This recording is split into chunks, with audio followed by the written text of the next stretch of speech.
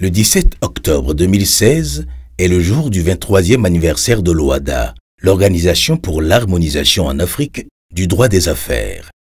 À cet effet, le secrétariat de l'OHADA, avec l'appui de la Banque mondiale, a organisé ce jour à Cotonou une journée de réflexion destinée à redonner confiance aux investisseurs locaux et étrangers et mettre en exergue le rôle du droit et de la justice communautaire dans l'édification d'une intégration économique réussie. Mesdames et messieurs, en accédant en rente dispersée à l'indépendance, on a assisté au niveau des États africains à un foisonnement des regroupements sous-régionaux et à la poussée d'organismes d'intégration, aussi bien en Afrique centrale qu'en Afrique de l'Ouest. Toutefois, dans les esprits, subsistait l'idée et la volonté d'une unification des législations africaines devant agréger les nouveaux États. Cette agrégation était en effet considérée par certains observateurs et acteurs avisés comme étant le prix à payer pour un développement harmonieux et équilibré du continent. Loin d'être une simple journée bilan et perspective, le constat d'une nette progression des États grâce à la contribution de l'OHADA à une amélioration du climat des affaires sur le continent est une réalité. Les indicateurs induits par les différents rapports Doing Business le confirment.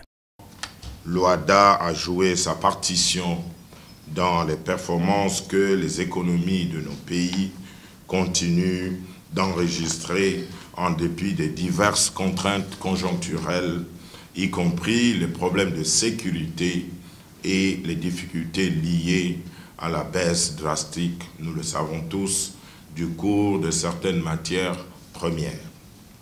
Il est aussi lancé un appel à une bonne gouvernance des fonds mobilisés au profit de l'OHADA, cet outil que l'Afrique est fière de vendre au monde entier, conscient de la responsabilité qui incombe aux différents partenaires quant à la pérennisation de cette organisation commune.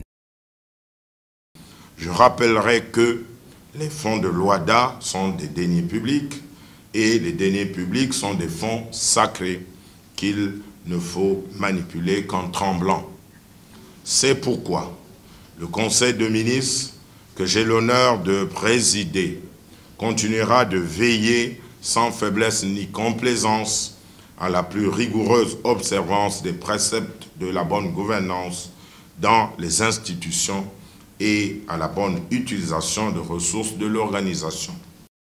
Au-delà de ces performances, les pairs notent une perspective florissante de l'organisation, notamment l'avancement du projet révision de l'acte uniforme portant organisation et harmonisation des comptabilités des entreprises, l'informatisation du registre du commerce et du crédit immobilier et la disponibilité d'une solution logicielle pour ce faire. L'opérationnalisation effective du multilinguisme au sein de l'OHADA. En somme, avec l'OHADA, les différents partenaires veulent faire de l'Afrique une destination de confiance.